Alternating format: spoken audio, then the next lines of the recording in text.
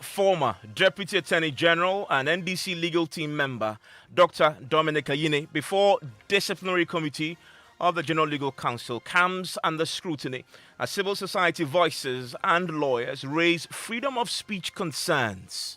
The petition actually dampened my hopes with respect to the independence of the judiciary and its ability, to hold the Electoral Commission in particular accountable. We examine the comments and ask if they merit disciplinary hearings.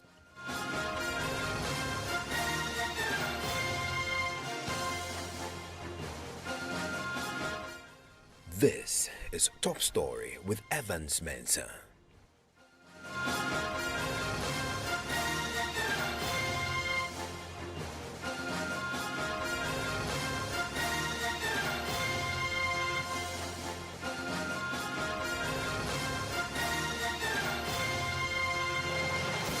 And Top Story is always brought to you by Gas and Cement, the nation builder, as well as Vodafone. Now, the Chief Justice in Inyewa is tonight facing questions over his decision to drag former Deputy Attorney General and NDC legal team member Dr. Dominic Ayine before the disciplinary committee of the General Legal Council. Now, Dr. Ayine had questioned the independence of the judiciary in analyzing the outcome of the 2020 election petition. He was speaking at a roundtable discussion on election petitions in Africa, organized by the Center for Democratic Development in May.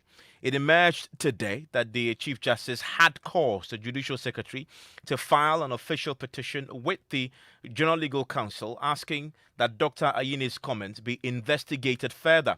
In that letter to the GLC, the Judicial Secretary describes the comments as, quote, disparaging and totally unacceptable.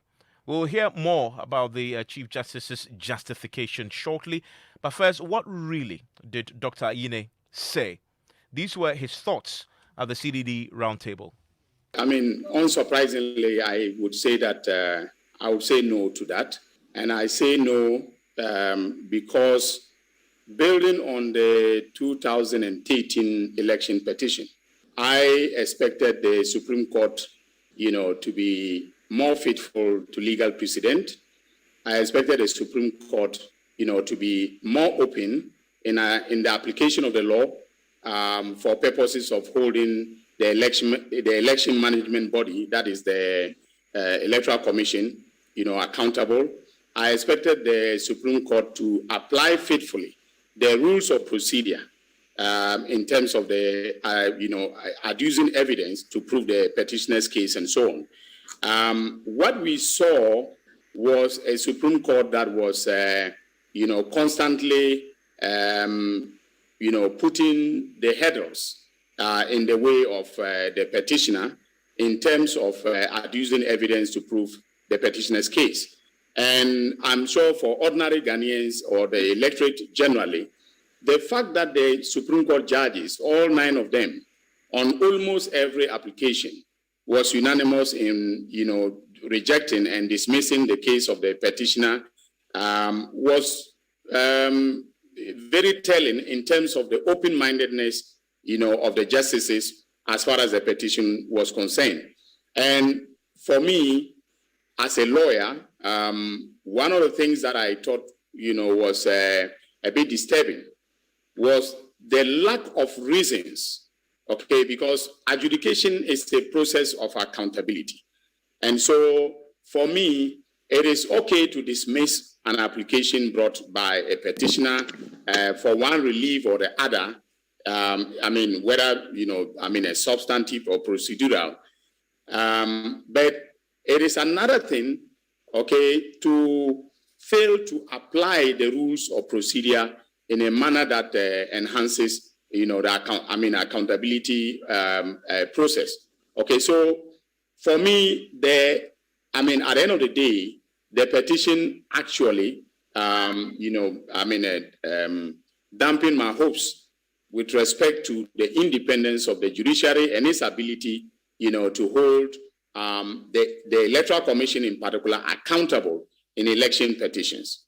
If you say that, they were not judicially independent, what were they dependent on? Explain that very briefly in 2 minutes. Well, okay, I take Mami's point about adducing evidence to prove that judges are not independent and so on. But most of the time, we are looking at public perception, for instance, of judicial independence. All right, unless you can see that there are overt, actions taken by the executive branch, to influence judges, there are interferences in the way the judges operate and so on. You must depend on perception. What is, for instance, wrong in allowing interrogatories to be administered? Okay, for instance, to the Electoral Commission. Okay, what is particularly wrong in allowing the Electoral Commission, to answer a notice to admit facts and so on and so forth. All right, the fact that the notice to admit facts was filed and served on the petitioner and the court went silent on it is itself very telling about the independence of the judiciary. And you can draw irresistible inferences from the conduct of the case about the independence of the judges. So those were the comments the Chief Justice describes as, quote, disparaging and totally unacceptable. Now, in a May 25th, 2021 letter to the General Legal Counsel, the Chief Justice, and by the way, this was signed by the Judicial Secretary, Justice Cynthia Pamela Addo, they argue that these comments are made against the backdrop, and I'm quoting here, backdrop of the Supreme Court discharging Dr. Ayine on the charge of contempt for similar comments made against members of the Supreme Court during the election petition hearing. Dr. Ayine apologized profusely when he appeared before the court on the contempt charge and admitted to having made comments which were unbecoming of a lawyer of his standing and a former Deputy Attorney General. His Lordship, the Chief Justice, therefore, finds his alleged disparaging comments totally unacceptable and would like you to investigate this matter further. And then he says, please find attached a copy of an extract from an article that was subsequently published on myjoyonline.com. So that's the letter that has triggered this conversation. And I want to bring in my colleague and Esmain into this because some civil society voices and a few lawyers are reacting to this, questioning the action taken by the Chief Justice and the Judicial Secretary on the matter. I want to start with a post by Professor H. Kwesi Prempeh on his Facebook page. Yes. So Professor Prempeh says, so now members of the Ghana Bar cannot offer a personal and flattering opinion of the judiciary on an academic, a civil society, or other public discussion platform, even after a case has been decided, without risking being hauled before the disciplinary committee of the General Legal Counsel? Really?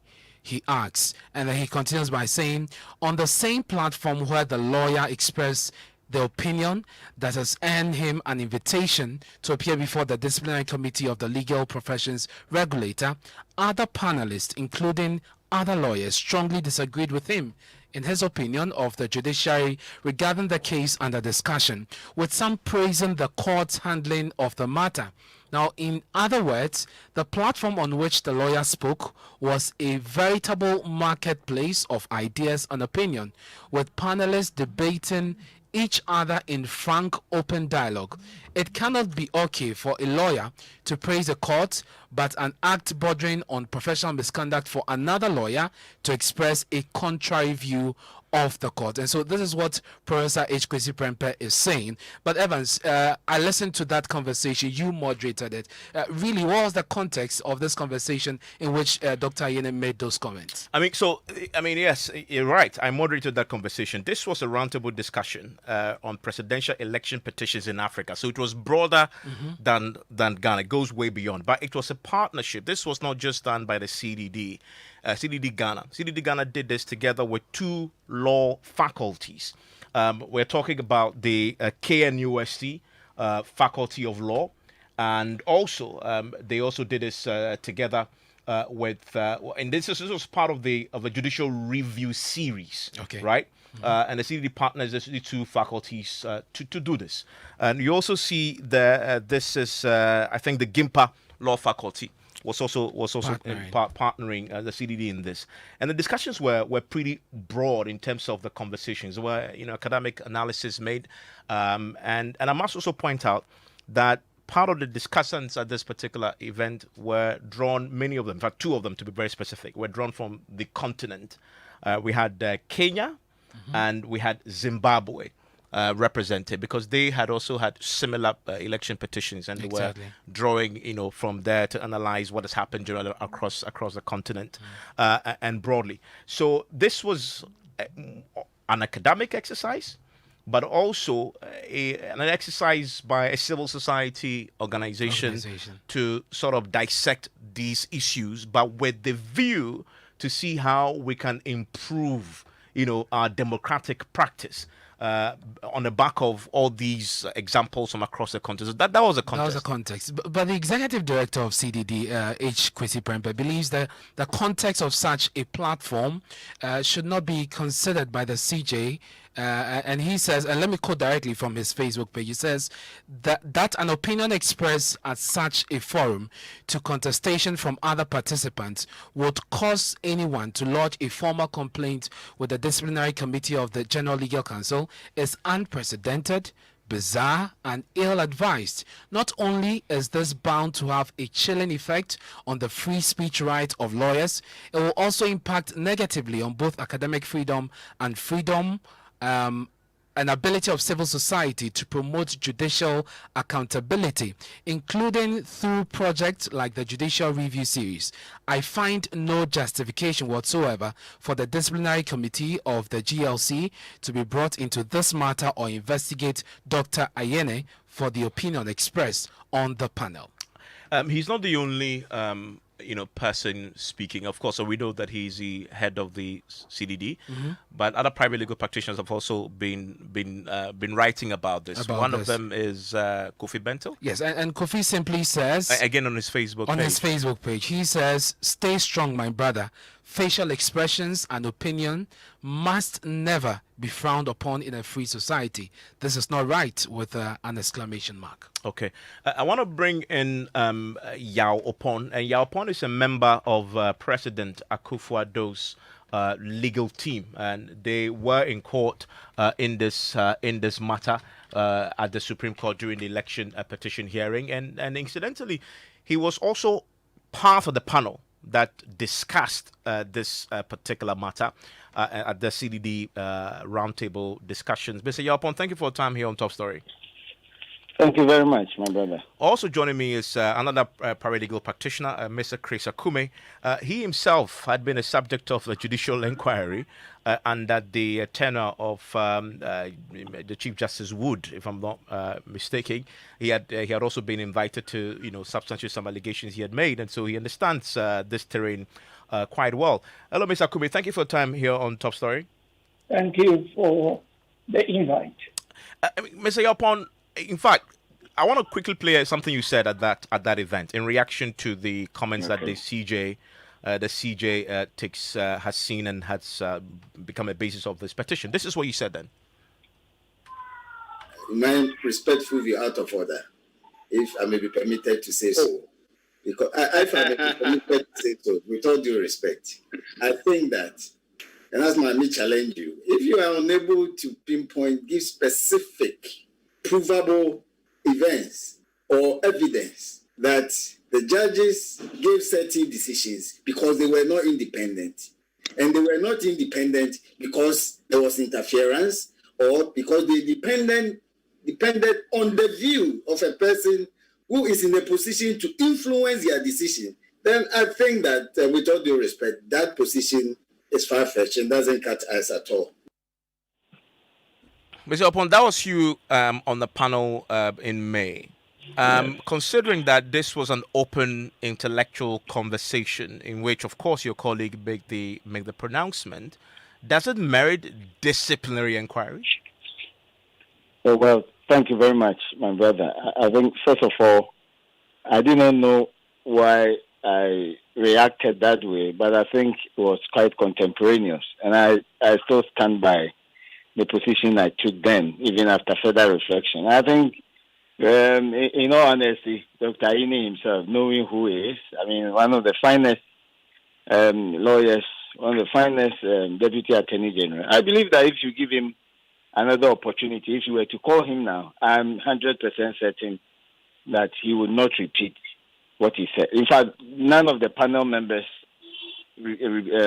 uttered such harsh words. And I believe that he would have reflected on it and may have come to the conclusion that we shouldn't have used it. I mean, Professor Sari was on it, Professor Prempe also, and our friends from the other parts of Africa. We all critique the decision.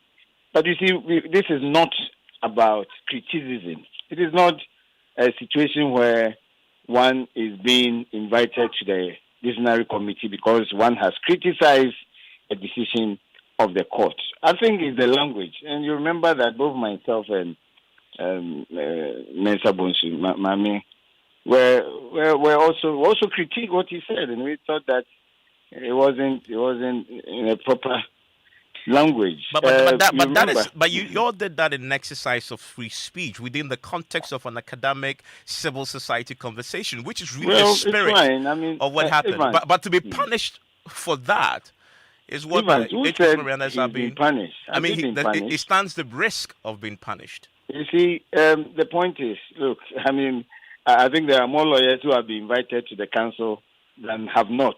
I mean, it is an invitation to you to investigate whether or not you have flouted any of the rules of ethics that bind us. That's all. But I say that no one relishes such invitation, even of his fiercest critique. But when the matter comes up in this manner, I think we should also realize that much as one would have wished that that language was not used, and perhaps it wouldn't have then called for an invitation. It is a place that opportunities will be given to everybody to speak. But I say that I think, like it has happened to some other colleagues, I understand that some other colleagues also had to be invited to appear before the council, and other members had to plead for them. I think Dr. Ini seriously knows what to do. The first one that came, the contempt, he can confirm openly the role some of us played within the law to ensure that, I mean, the outcome that came. He can confirm. So we have all been behind him. I wish that he had not been in a position to be the subject of this summoning or invitation. So let me just, on this point, say that the judges ought not and do not say that lawyers should not criticize them. So just a quick quote from Republic versus Mensah Bonsu, that judges, like any other group of human beings, do make mistakes and should indeed ought to be criticized. At times, some of us feel that our judgments are not criticized enough, especially by the legal profession. I expect, however, that the language of criticism will be tempered and measured. It is not often remembered that judges, seen as very strong, are in fact the weakest members in the society. We receive blows, we cannot throw any. A factor to be taken into account when a member of the public is inclined to criticize us. This is a profound declaration in the judgment of Republic versus Mensah Bonsu, which is well known. So in that context, I think we can continue to critique. For the moment you appeal against a decision of the court, you are criticizing the decision of the lower court. So it is not new. But I think that what made me to exclaim on that day that one of my best friends and friends was completely out of order, I still stand by. I think he thinks that I was right. Okay, I'll come to the specific question of the invitation and the petition to the GLC, but let me bring in Mr. Akume. Mr. Akume, you've seen the facts, you've heard him, you've seen the CJ. Where do you stand on this action that the Judicial Secretary on the orders of the Chief Justice are taking? Thank you, Evans. I've listened to the tape, and I've just listened to my brother here often. And honestly, having listening to the tape, I really did not see or hear any harsh words used. Secondly, I think that if anything at all, Aine was very, very temperate in his use of words. At one time or the other, he even expressed fear that he hopes that he will not be taken on before he went on. But for the benefit of the public and producing some kind of academic critique, he went on. I really don't see why this letter to him, inviting him to the GRC, it is unnecessary. I'll tell you, I think that if the Chief Justice insists that the invitation must be carried out, all that people would think he will be seeking to do will be killing the freedom of speech in this country, especially among lawyers. To be seeking to kill freedom of expression, and most especially academic approach of issue analysis.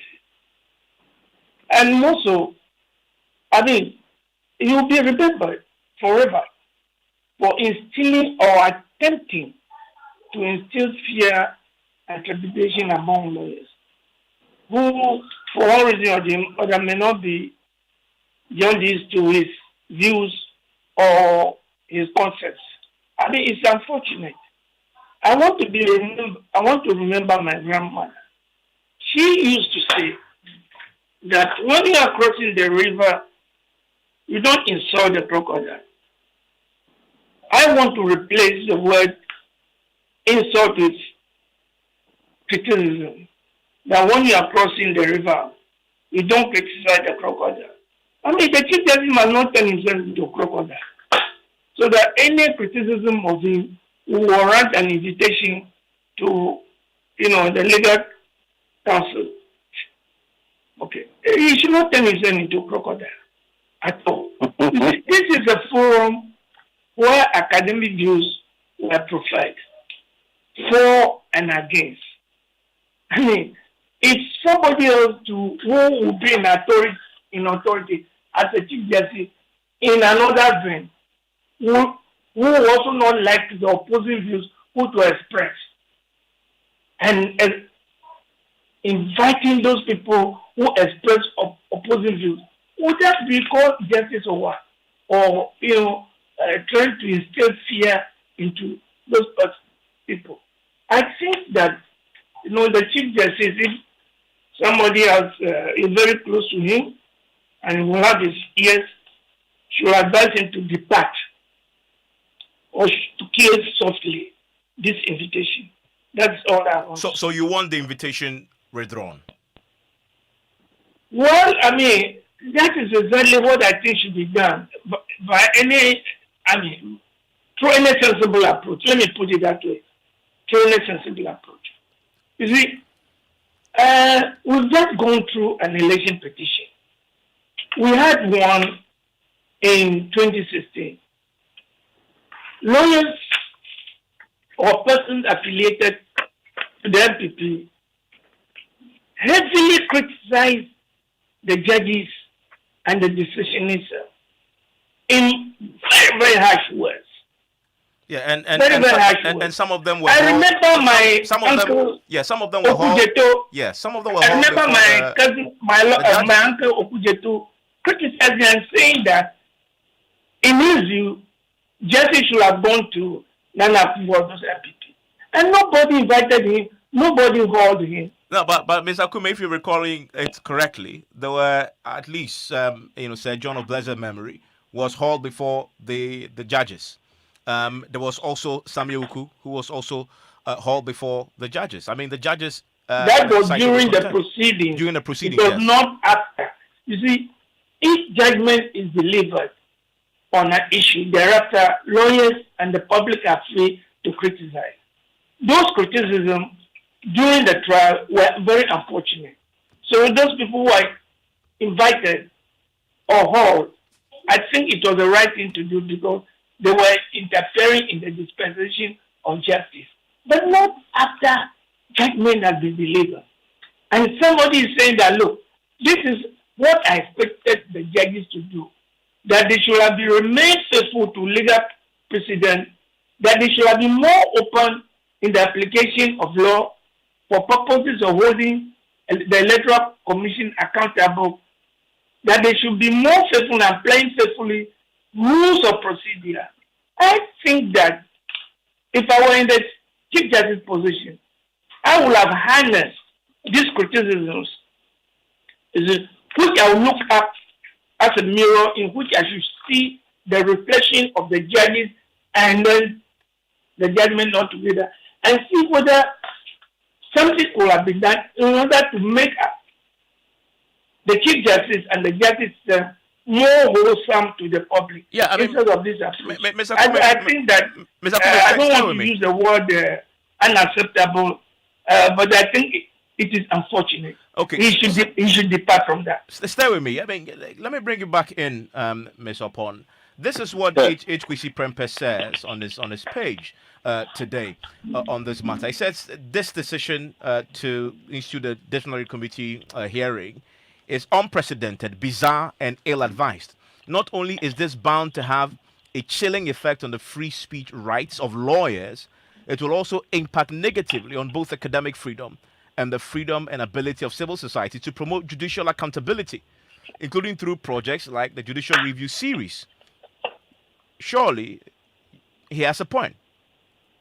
Well, that is his opinion, but have you asked him how come only one person on the panel, well, we're about 5 or so, or 6, only one person's expression has been the subject of an invitation to the council? Professor Prempeh himself was on the panel. Has anybody found anything he said uncomplimentary or bordering or becoming the subject of investigation? So I think it's not about whether or not we can criticize decisions or critique decisions. Otherwise, all of us should have been invited because we all critique one aspect or the other of the decision. But it is in the view of the authorities, it is not even everything Dr. Ayini said that has become the subject of this invitation. He said a lot of things, but it is an aspect that the authorities think, and which also caused me to, in a way, also critique him, that aspect of what he said, out of the 30 minutes or 45 minutes or the 20 minutes he had opportunity to speak. It is that simple, that aspect alone. And I'm saying that if Professor Ayini himself, you can call him, is given the opportunity today, he will not repeat those words. Let me ask you, are you in support then of the decision to haul him before the GLC, disciplinary committee?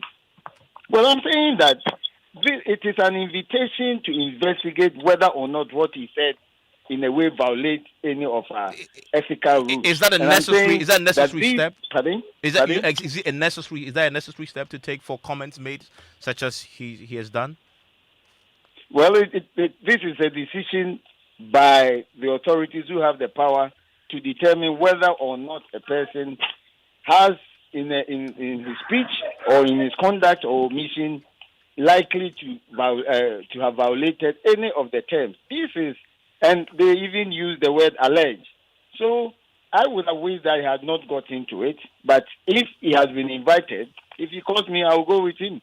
But the point is that in criticizing, as we all did on that panel, and we have done over the years, we must just use decorous language. Perhaps he may appear before them, give further information, and other matters may come up, for which the panel will determine that it did not violate any of the rules and ethics. So, and I know Dr. Ayini, it's possible he may take steps as he did in the previous instance when he faced the contempt proceedings.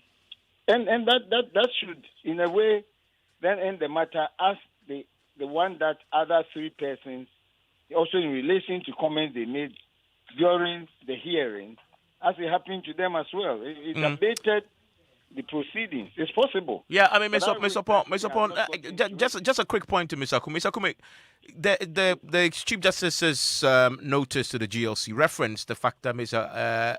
Ayini himself had been the subject of a similar contempt charge, which he apologized for. Don't you think that definitely influenced this latest decision? That is quite unfortunate and very prejudicial. If a matter was completed and the man was forgiven, why do you want to use it? I mean, if you are told to go and sin no more, if you are told to go and sin no more, and in view of the Chief Justice of the Judicial Service, you sin again. I mean, If you ask certainly. not to go and eat banana, you are eating proposal banana. Thank you very much, Mr. Akume, for your time. Thank you, Yaopon, also for this. We'll follow this closely and update you as and when we have the latest on this. News Night starts right now.